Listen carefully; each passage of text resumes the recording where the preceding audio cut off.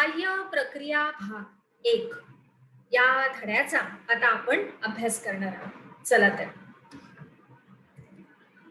आता आपण बघणार आहोत की तीव्र गतीने होणारी विस्तृत झीज. आपण काय बघणार आहोत? तीव्र गतीने होणारी विस्तृत झीज. तर दरडी कोसळणं, त्याच्यानंतर भूस्खलन, त्याच्यानंतर जमीन खचणं यासारख्या हालचाली अगदी जलद गतीने होत असतात. परंतु अशा हालचाली ह्यांचा परिणाम जो असतो तो खूप विध्वंसक असतो. तीव्र उतार असलेल्या दमट हवामानाच्या प्रदेशामध्ये अशा हालचाली होण्याची शक्यता ही जास्त असते. तसंच विदारित पदार्थांचा या उतारावर मोठा असा थर तयार होतो आणि मग अशा प्रदेशामध्ये पाऊस जेव्हा पडतो तेव्हा अशा या विदारित पदार्थांमध्ये पाणी मुरून मुरून त्याचं वजन काय होतं? वाढतं. आणि मग परिणाम काय होतो की असे विदारित पदार्थ वेगाने उतारीच्या दिशेने सरकतात आणि मग मोठ्या प्रमाणात खाली कोसळतात. उदाहरणार्थ पुणे जिल्ह्यातील माळीण येथे झालेला अपघात. पुढे जाऊया. विस्तृत झीज ह्याच्या अंतर्गत आपण बघणार आहोत, आपल्या मुद्द्यामध्ये स्पष्ट करणार आहोत की खडकांचे जे सुटे झालेले तुकडे असतात ते गुरुत्वीय बलामुळे उताराच्या दिशेने असे सरकू लागतात आणि मग उताराच्या पायथ्याशी जाऊन ते स्थिरावतात आणि मग वर्षानुवर्ष अशी क्रिया ही घडत गेल्यानं तीव्र उताराच्या पायथ्याशी हे विदारित तुकडे साचले जातात आणि मग अशा ठिकाणी शंकूच्या आकाराचा एक ढिगारा तयार होतो. काय होतो? ढिगाराच तयार होतो.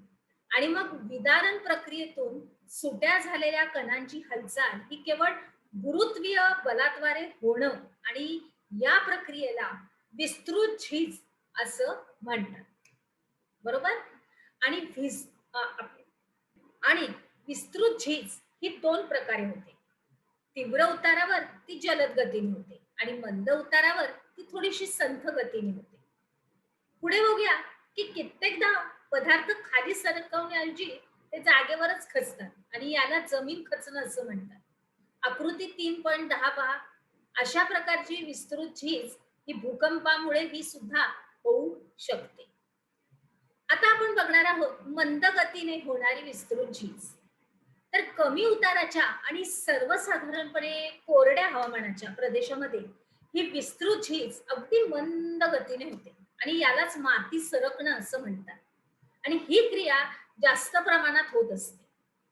आणि बर्फाच्छादित प्रदेशाच्या सीमावर्ती भागामध्ये उतारावर माती ही मंद गतीने सरकल्यामुळं या उताराला लंबरूप असे लहान लहान बांध तयार होतात. काय होतात? बांध तयार होतात आणि या क्रियेला मातलोट असं म्हणतात. काय म्हणतात? मातलोट. पुढे जाऊया. खणन म्हणजेच अपक्षरण.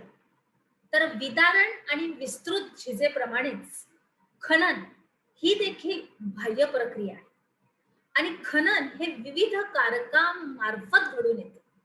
वारा आहे, वाहतं पाणी आहे, हिमनदी आहे, सागरी जल, भूजल यांच्या कार्यामुळं हे खनन होतं.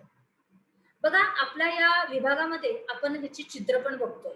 भूस्खलन आणि मातलोट हे दोन्ही पण आपण बघतोय. अर्थात आपले हे संपूर्णपणे आपण आपल्या पाठ्यपुस्तकातूनच घेतलेलं आहे. पुढे जाऊया.